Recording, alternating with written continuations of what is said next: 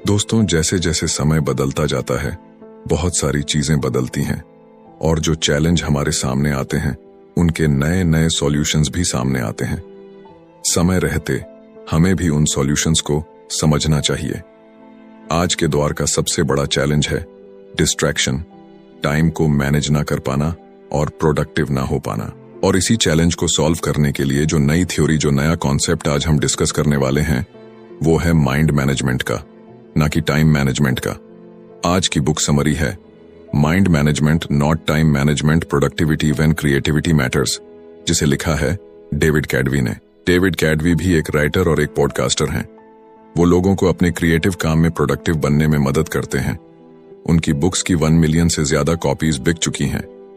David TEDx, the post और observer में भी आ चुके हैं। तो बात यह है कि कई बुक्स और स्पीकर्स ये बताते हैं कि अपने टाइम को कैसे अच्छे से इस्तेमाल किया जाना चाहिए। वो आपसे ये करो या वो करो करने के लिए कहते हैं, लेकिन सच्चाई तो ये है कि चीजों को पूरा करने का टाइम मैनेजमेंट से कोई ताल्लुक ही नहीं है। ये सिर्फ इस बात पर डिपेंड करता है कि आप अपने माइंड को कैसे मैनेज करते हैं। ये समरी माइंड मैनेजमेंट को पाने के लिए आपको कुछ सिंपल और पावरफुल टेक्निक सिखाने वाली है। तो आइए बिना देर किए शुरू करते हैं आज की book summary mind management not time management, productivity when creativity matters by David Kadavy. आप इसे अपने चारों ओर देखते हैं। रोज लोग पैसा कमाने की भागदौड़ में लगे रहते हैं, इसीलिए आपको हर एक सेकंड को सही जगह पर इस्तेमाल करना चाहिए। पैसा कमाने के लिए आप अपना कैलेंडर अलग अलग एक्टिविटीज से इस कदर भर देते हैं कि आपके पास आराम करने का वक्त ही नहीं होता। और इतना ही नहीं, आजकल तो लोग मल्टीटास्किंग भी करने लगे हैं, यानी कई काम एक साथ करना, जैसे लंच करते हुए अपने ईमेल का जवाब देना। क्या ये वही हसल कल्चर यानी भागदौड़ वाला कल्चर है जिसका एक हिस्सा बनकर सभी गर्व महसूस करते हैं? क्या हमेशा थका थका रहना, गुस्सा करना या परेशान महसूस करना आम बात हो गई है?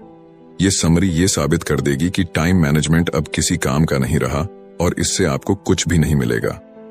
आप ये सीखेंगे कि माइंड मैनेजमेंट सक्सेस पाने और कोई भी काम करने में कैसे आपकी मदद कर सकता है। आप ये भी सीखेंगे कि कुछ पाने के लिए आपको किसी भी तरह की जल्दबाजी करने की कोई जरूरत नहीं है। टाइम मैनेजमेंट नहीं, माइंड मैनेजमेंट अपने गोल्स को पाने का बेहतर तरीका है। तो आइए शुरू करते हैं इस पहले चैप्टर से, mind management not time management. इस बुक के ऑथर डेविड कैडवी खुद को एक राइटर नहीं मानते थे। उन्हें बचपन से ही लिखना कुछ खास पसंद नहीं था, लेकिन एक दिन उन्हें एक ऐसी बुक डील ऑफर की गई जिससे कोई बेवकूफ ही मना करता। इसीलिए डेविड ने अपनी लाइफ को इस तरह प्लान किया ताकि वो एक बुक लिख सकें। सबसे पहले उन्होंने इस बात का ध्यान रखा कि उनके पास बुक लिखने के लिए अच्छा खासा टाइम हो। उन्होंने अपने दोस्तों के साथ डिनर और दूसरे प्लान्स को कैंसिल कर दिया, पर इनकी जगह अपने राइटिंग सेशंस को रखने लगे। डेविड ने डेट्स पर जाना भी छोड़ दिया, यहां तक कि अपनी ग्रोसरी और खाना भी घर पर डिलीवर करवाने लगे। उन्होंने अपनी बुक लिखने पर फोकस करने के लिए जी जान लगा दी थी। एक राइटर के दिमाग में शब्दों का जैसे एक पिटारा सा होता है, पर वो शब्दों के साथ खेल जाते हैं। लेकिन डेविड के लिए ये सब इतना नेचुरल या आसान नहीं था। जब वो लिखने बैठते तो एक शब्द भी नहीं लिख पाते थे और न जाने कंप्यूटर के सामने बैठे बैठे यूं ही कितने घंटे निकल जाते। फिर उन्हें खुद पर प्रेशर महसूस होने लगा। डेविड को अगले कुछ हफ्तों में बुक का 25% काम खत्म करके पब्लिशर को दिखाना था। अगर वो ऐसा नहीं कर पाते तो डील कैंसिल हो सकती थी। डेविड अपनी फैमिली और दोस्तों को निराश नहीं करना चाहते थे। बड़बड़ाहट में उन्होंने कोस्टा रिका में एक रिट्रीट ज्वाइन करने का मन बनाया। वो ये बात अच्छे से जानते थे कि वहां जाकर भी वो कुछ नहीं लिख पाएंगे। क्या इसका मतलब ये है कि रिट्रीट ज्वाइन करने से उन्हें पछतावा हुआ था? बिल्कुल हुआ था, लेकिन डेविड ने सोचा कि जगह बदलने से शायद उन्हें राइटर्स ब्लॉक से बाहर निकलने में मदद मिलेगी। डेविड को रिट्रीट के लिए हाँ कहने के बाद पछतावा होने लगा और वो अपने घर से बाहर निकल गए। वो अपनी फ्रस्ट्रेशन को दूर करना चाहते थे। तब उनकी मुलाकात डिएगो से हुई। वो रोड के दूसरी तरफ थे जब उन्होंने डेविड को इस तरह बुलाया जैसे मानो वो दोनों दोस्त थे। डिएगो ने हाथ से इशारा करते हुए डेविड को बुलाया और उनसे स्पेनिश में बात करने लगे। डेविड एक बेवकूफ की तरह नहीं दिखना चाहते थे, इसलिए उन्होंने डिएगो की बात का जवाब दिया। उनसे बात करने पर डेविड को पता चला कि डेगो ऐसे ही कुछ बात करना चाहता था।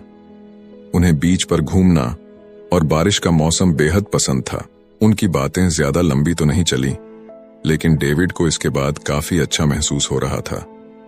जब डेविड घर लौटे तो दोबारा कंप्यूटर के सामने बैठ गए। अगले 1 घंटे में डेविड पहला चैप्टर लिखने में कामयाब रहे। इससे डेविड को समझ में आया कि ऐसा क्या हुआ था जिससे वो लिख पाने में कामयाब रहे थे। इसकी वजह लिखने के लिए समय निकालना नहीं था।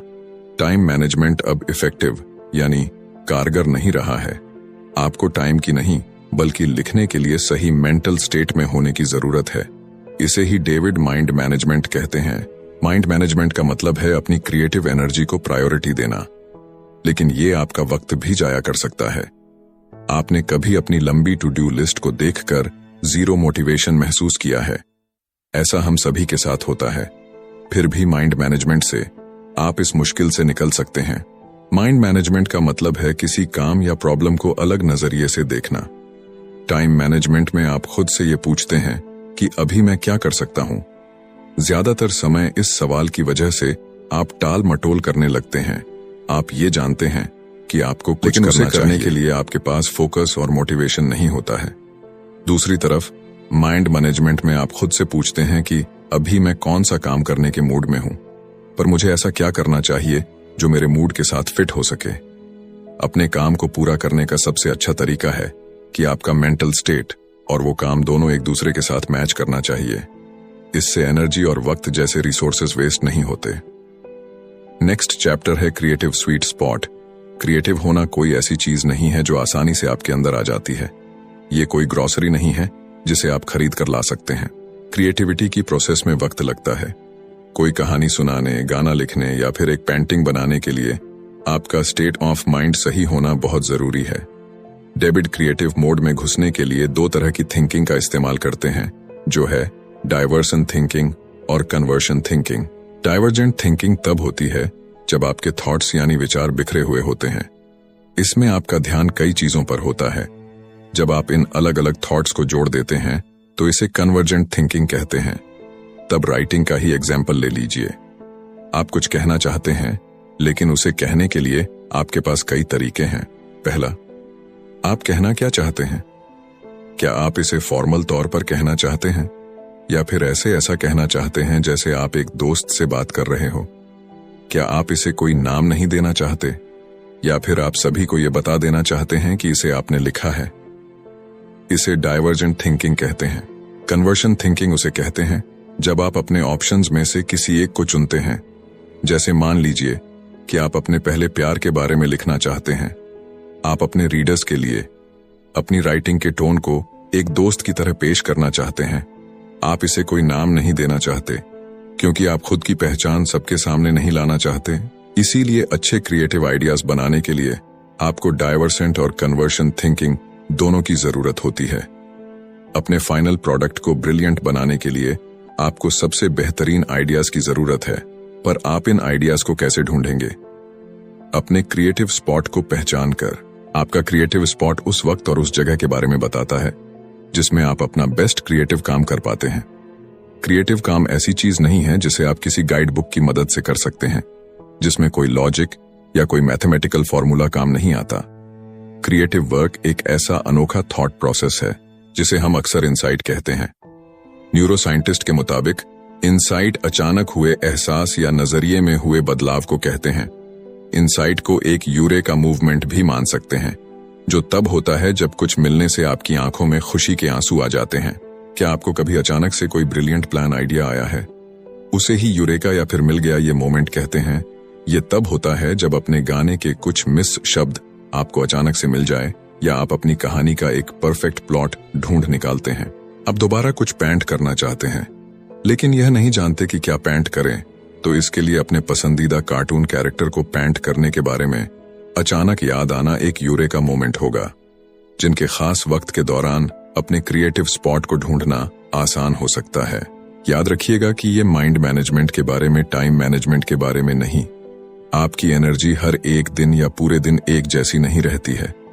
जैसे जॉब पर आपकी बहुत सी एनर्जी खर्च हो जाती है, ऐसे ही अपने दोस्तों के साथ सोशलाइज करना या अपनी पेंटिंग या नोबेल पर काम करने जैसे काम भी आपकी बहुत सारी एनर्जी ले लेते हैं। इसीलिए दिन का वो सही वक्त ढूंढ निकालिए जब आपके अंदर सबसे ज्यादा एनर्जी होती है। आपको अपने सिस्टम यानी अपने स्लीप साइकिल से भी तालमेल बनाकर रखना होगा। ये सिस्टम आपको दिन में जगे रहने में मदद करता है। इसे ऊपर जाती हुई एक लाइन की तरह सोचिए। जितना ज्यादा आप जागे रहेंगे उतने ज्यादा आप अलर्ट रहेंगे। लेकिन जागे रहने के साथ साथ अलर्ट रहने को आपका स्लीप डेट सिस्टम रोक देता है। दूसरे शब्दों में कहें, अगर आप एक रात अच्छे से नहीं सोएंगे तो आपका स्लीप डेट बहुत ज्यादा हो जाता है। अपने स्लीप डेट को नीचे जाती हुई एक लाइन की तरह सोचिए, क्योंकि ये आपके एनर्जी को कम करता है। आपके सिस्टम और स्लीप डेट दोनों की लाइन दोपहर के शुरुआती वक्त लगभग 2:30 बजे मिलती है। इसी वजह से आप इस वक्त सुस्त और थका हुआ महसूस करते हैं। अपनी बॉडी क्लॉक को समझने से आपको अपने काम पर आसानी से फोकस करने में मदद मिलती है। बहुत से लोग सुबह सुबह बहुत फोकस्ड होकर काम करते हैं, जैसे बेस्ट वायलिन प्लेयर अपने दिन की शुरुआती 2-4 घंटे मन लगाकर प्रैक्टिस करते हैं। मशहूर राइटर वर्जीनिया वुल्फ और साइकोलॉजिस्ट BFP ऐसा ही करते हैं। ऐसा इसलिए क्योंकि सुबह का वक्त वो समय होता है जब लोग पूरी तरह से जगे हुए और सबसे ज्यादा अलर्ट रहते हैं। अपने क्रिएटिव स्पॉट को हासिल करने के लिए डेविड ने एक और तरीका बताया है। इसे वो फर्स्ट आवर रूल कहते हैं, जो अपने काम को पूरा करने में उन्हें डिसिप्लिन रहने में मदद करता है। जब आप अपने दिन का सबसे पहला घंटा अपने प्रोजेक्ट पर लगाते हैं तो उसे फर्स्ट आवर रूल कहते हैं। और ये कोई ऐसा वैसा प्रोजेक्ट नहीं होना चाहिए, बल्कि आपका सबसे इंपॉर्टेंट प्रोजेक्ट होना चाहिए। ऐसा करने से आप उस प्रोजेक्ट को जल्दी पूरा कर पाएंगे। इसे सुनकर ऐसा लग रहा होगा ना कि क्या आप ऐसा सच में मुमकिन है? तो जवाब है जी हाँ, बिल्कुल मुमकिन है। अपने दिन की शुरुआत अपने सबसे इंपॉर्टेंट काम से कीजिए, यानी एक ऐसे काम से जो आपको करना ही है। ऐसा करने से इसे पूरा करने के लिए आपके आलसी होने के चांसेस काफी कम हो जाते हैं। ऐसा करना उस काम में आने वाली रुकावटों को भी रोकता है। इस इंपॉर्टेंट लर्निंग को लेने के बाद बढ़ते हैं नेक्स्ट चैप्टर की ओर, द 4 स्टेजेस ऑफ क्रिएटिविटी। जब आप असल में राइटिंग और पेंटिंग नहीं कर रहे हैं, तब भी आप राइटिंग और पेंटिंग कर सकते हैं। क्रिएटिविटी का प्रोसेस सिर्फ राइटिंग और पेंटिंग के बारे में नहीं है। इसे सोशल साइकोलॉजिस्ट ग्राम बोलर कंट्रोल के 4 स्टेज या क्रिएटिविटी के 4 स्टेज कहते हैं। पहला स्टेज है प्रिपरेशन, यानी कि तैयारी करना।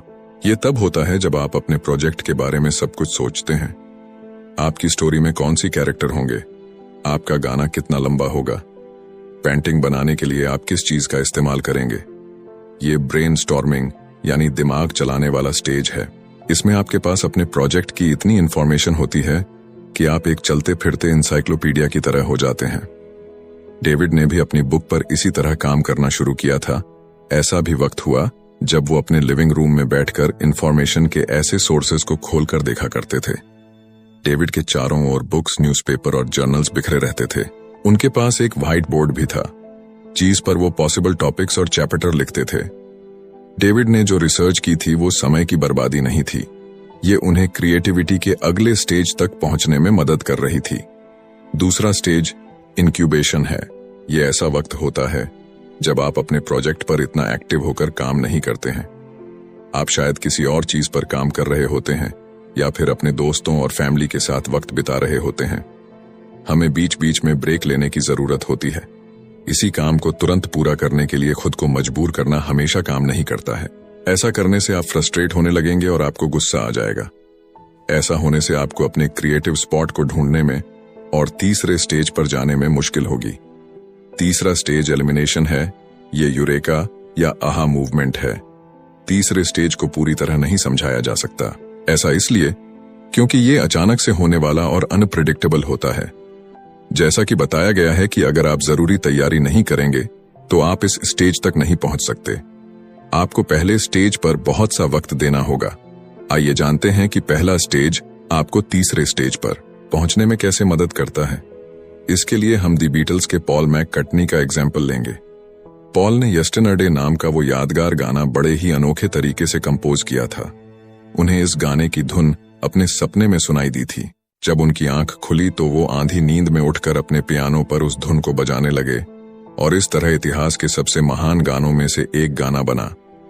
लेकिन ये इतना भी आसान नहीं था।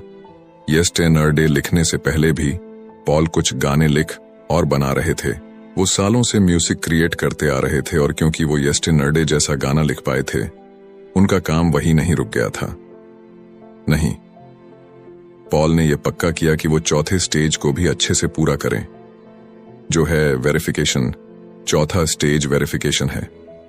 ये तब होता है जब आप एलिमिनेशन की स्टेज में आए यूरेका मूवमेंट के बारे में सोचते हैं। इसमें आप ये पक्का कर लेते हैं कि आपका जो आइडिया था वो फुल प्रूफ और ब्रिलियंट है।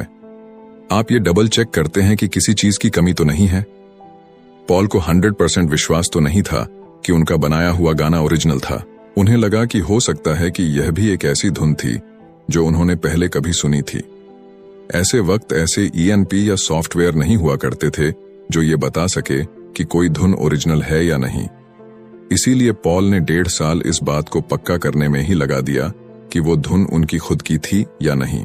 इसी दौरान उन्होंने अपने गाने को बदलने के लिए उसके लिरिक्स, ट्यून और अरेंजमेंट को सुधारने पर काफी काम किया। अगर आप क्रिएटिविटी के हर स्टेज में अपना वक्त नहीं लगाएंगे तो आप कभी कोई मास्टरपीस नहीं बना सकते। आपको इस पूरे प्रोसेसर के हर स्टेज से होकर गुजरना होगा। नेक्स्ट चैप्टर है दी 7 mental state of creative work. David का कोई स्ट्रिक्ट यानी रूल नहीं था, लेकिन उनके पास करने के लिए ऐसे काम और जाने के लिए ऐसी जगह थी जो उन्हें लिखने के सही मूड में लाने में मदद करते थे। अपनी छोटी सी नोटबुक में कुछ लिखने के लिए वो जॉन हैंकॉक सेंटर के 19 5th फ्लोर पर जाते थे। ये थॉट्स शुरुआत में बिखरे हुए से रहते हैं, लेकिन इन्हें लिखने के बाद डेविड को वो दूसरी चीजें भी दिखने लगती हैं जो उन्हें लगता था कि अपने बुक में शामिल करनी चाहिए। जॉन हैंकॉक सेंटर डेविड को उनके थॉट्स को अरेंज करने में मदद करता था। एब्सेंटो कॉफी नाम की एक कॉफी प्लेस थी जो डेविड को बहुत पसंद थी। वहां का मन लुभाने वाला खूबसूरत नजारा और कॉफी बीन्स की सुगंध उस जगह को राइटिंग के लिए एक आइडियल जगह बनाती है। डेविड की तरह आप भी अपने मेंटल स्टेट के मुताबिक अलग अलग तरीके के काम कर सकते हैं। आपका mental state in 7 mental status में से एक हो सकता है। पहला है प्रायोरिटाइज्ड मेंटल स्टेट। ये तब होता है जब आप एक प्लान बनाते हैं। आप ये फैसला लेते हैं कि आपको क्या करने की जरूरत है और आप उसे कैसे हासिल करेंगे। इसमें आप ये भी डिसाइड करते हैं कि क्या इंपॉर्टेंट है और क्या नहीं। यही तो डेविड जॉन हैंकॉक सेंटर में करते थे। दूसरा है एक्सप्लोर मेंटल स्टेट। ये रिसर्च करने के बारे में नहीं है। इसमें स्पेसिफिक सवालों के स्पेसिफिक जवाबों को देने की जरूरत नहीं होती। एक्सप्लोर मेंटल स्टेट में अपनी क्यूरियोसिटी को खोला छोड़ने और इसके लिए गिल्टी फील ना करने के बारे में कहा गया है। जैसे मान लीजिए कि आप कुछ पेंट करने का सोच रहे हैं। आपको क्या पेंट करना है, आप इस बात पर रिसर्च करते हैं, लेकिन इस चक्कर में आप पेंटिंग की हिस्ट्री पर एक पूरी डॉक्यूमेंट्री देख डालते हैं। आप अपनी क्यूरियोसिटी को फ्री छोड़ देते हैं, यानी आजाद कर देते हैं। तीसरा है रिसर्च मेंटल स्टेट। ये ऐसी जगह है जहां आप स्पेसिफिक सवाल और उसके जवाब ढूंढते हैं। डेविड ज्यादातर वक्त इसी स्टेट में रहते हैं।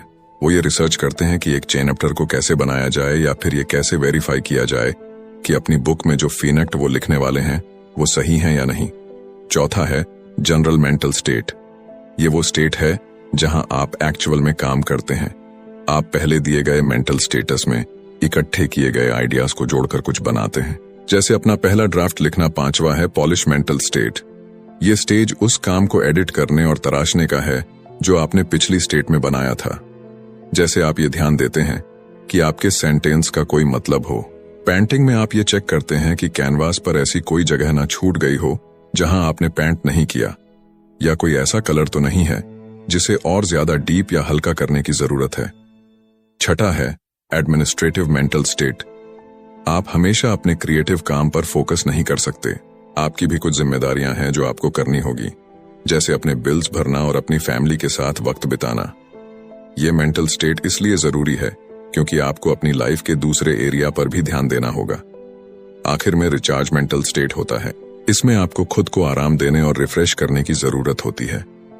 एक दिन छुट्टी लीजिए या वेकेशन पर जाइए जब डेविड अपनी बुक होती है।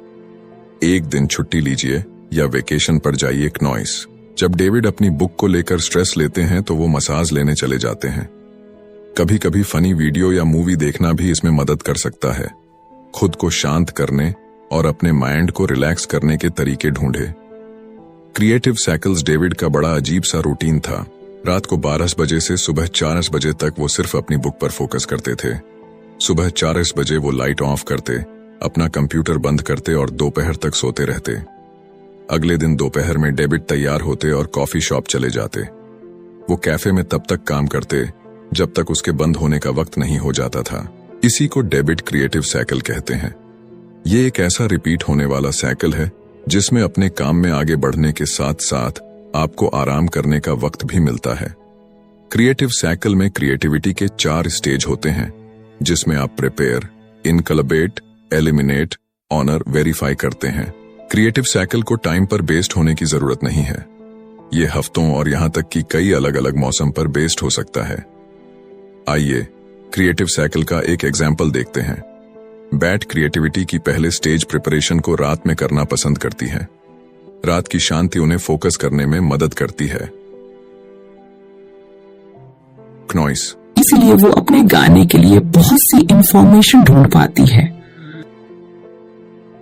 चली जाती है। सोने से वो क्रिएटिविटी के दूसरे स्टेज में चली जाती है, जो है इंक्यूबेशन।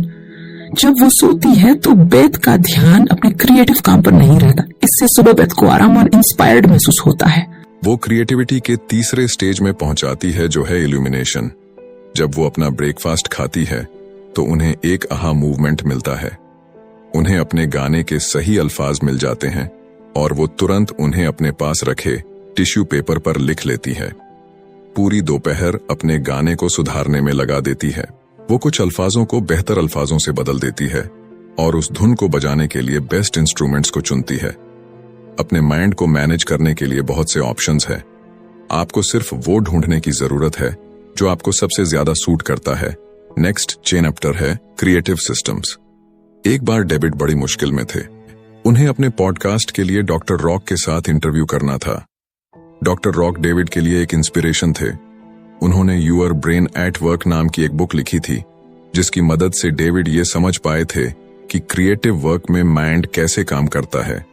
डेविड डॉक्टर रॉक को अपना आइडियल मानते थे, लेकिन जिस दिन डेविड को डॉक्टर रॉक से बात करनी थी, उन्हें कई मुश्किलों का सामना करना पड़ा। पहले जो अपार्टमेंट उन्होंने रेंट पर लिया हुआ था, वहां कंस्ट्रक्शन का काम चल रहा था। पूरे दिन वहां शोर रहता था। एक पॉडकास्ट को रिकॉर्ड करने के लिए इससे खराब हालत नहीं हो सकती थी। दूसरा, डेविड हाल ही में अपनी बुक लिखने के लिए पनामा सिटी में रहने आए थे, पर अपने नए मोहल्ले को इतने अच्छे से नहीं जानते थे। इसलिए उन्हें इस बात का कोई अंदाजा नहीं था कि इंटरव्यू के लिए उन्हें कोई अच्छी दूसरी जगह कहां मिल सकती थी। तीसरा, डेविड जानते थे कि इस इंटरव्यू का स्केड्यूल बदलना नामुमकिन होगा, क्योंकि डॉक्टर रॉक जैसे जाने माने लोग हमेशा बिजी रहते हैं। ये जिंदगी में एक बार मिलने वाला सुनहरे मौके जैसा था। ऐसा लग रहा था कि ये साफ है कि क्या होने वाला है। डेविड को पॉडकास्ट कैंसिल करना होगा। उस दिन कुछ भी ठीक नहीं हो रहा था, लेकिन डेविड का क्रिएटिव सिस्टम एक्टिवेट हुआ और उन्होंने डॉक्टर रॉक को एक ईमेल लिखा। न जाने कैसे लेकर अचानक से वो ना उम्मीद महसूस नहीं कर रहे थे। उन्होंने हर उस प्रॉब्लम का उपाय निकाल लिया था जो उनके सामने आ रही थी।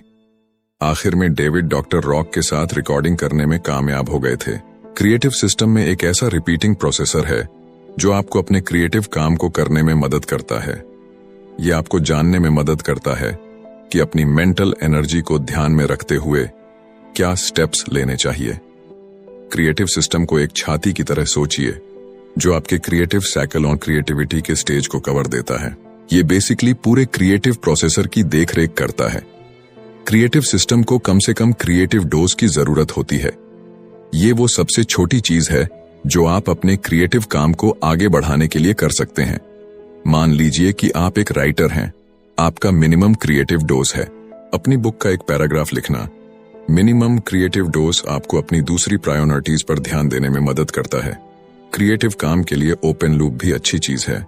आइए एक एग्जाम्पल से समझते हैं। जब आप अपनी बिल्ली को खाना देते हैं तो आप ध्यान देते हैं कि उसका खाना खत्म होने वाला है।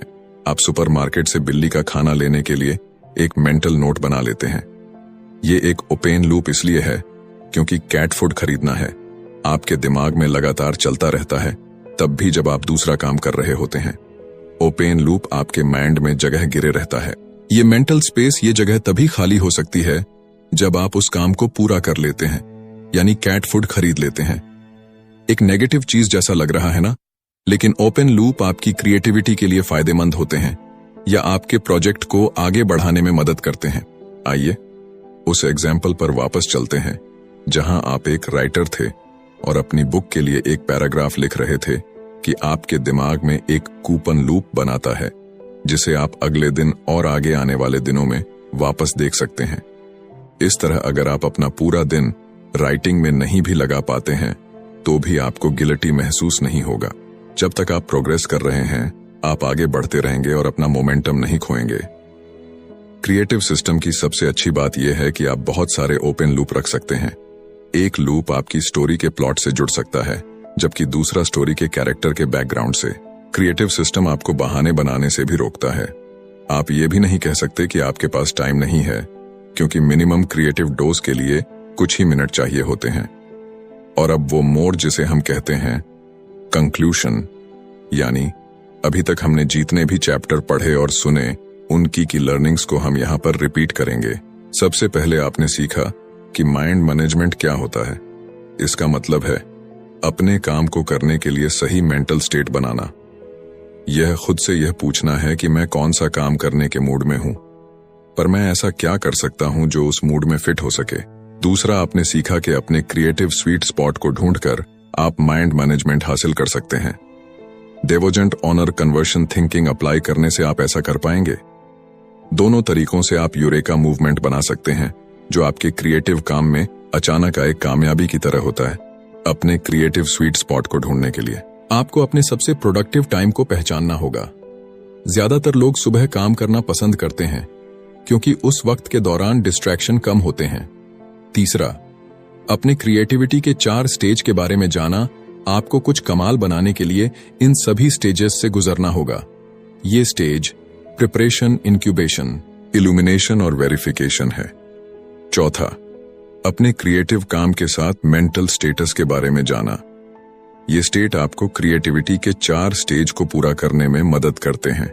ये 7 मेंटल स्टेट है: priorities, explore, research, generate, polish, administrate और रिचार्ज। 5वां, आपने क्रिएटिव साइकिल के बारे में जाना। ये क्रिएटिव काम करने और आराम करने के लिए टाइम निकालने का रिपीटिंग साइकिल है। क्रिएटिव साइकिल ये डिसाइड करता है कि कौन सा टाइम फ्रेम आपके लिए काम करता है, भले ही वो हफ्ता, महीना या कोई सीजन ही क्यों ना हो। क्नॉइस। छठा, अपने क्रिएटिव सिस्टम के बारे में जानना। ये क्रिएटिविटी के 4 स्टेज और क्रिएटिव साइकिल की देखरेख करता है। ये एक ऐसा रिपीटिंग प्रोसेसर है जो आपको क्या स्टेप्स लेने चाहिए या उन्हें कैसा करना चाहिए जैसे सवालों के जवाब ढूंढने में मदद करता है। आज पूरी दुनिया भागती हुई जिंदगी की आंधी हो गई है। इसमें सभी जल्द से ज्यादा काम करने में लगे हुए हैं, लेकिन चीजों को धीरे धीरे करने का अलग ही मजा है। तो उस प्रोसेसर को एंजॉय कीजिए और जल्दबाजी मत कीजिए। जैसे कि कहावत है कि बड़ी चीजें उन्हीं को मिलती है जो उसके लिए इंतजार करते हैं, और इसी बात को हमारे वेदों में कहा गया है कि धैर्यता में ही विजय है। कि डिस्ट्रक्शन के दौर में अपनी क्रिएटिविटी को बढ़ाने के लिए, खुद को फोकस रखने के लिए ये जितने भी टूल्स और लर्निंग आपको मिली वो आपके लिए इनवैल्यूएबल साबित होंगी और आप इन्हें अपनी लाइफ में इंप्लीमेंट भी करेंगे।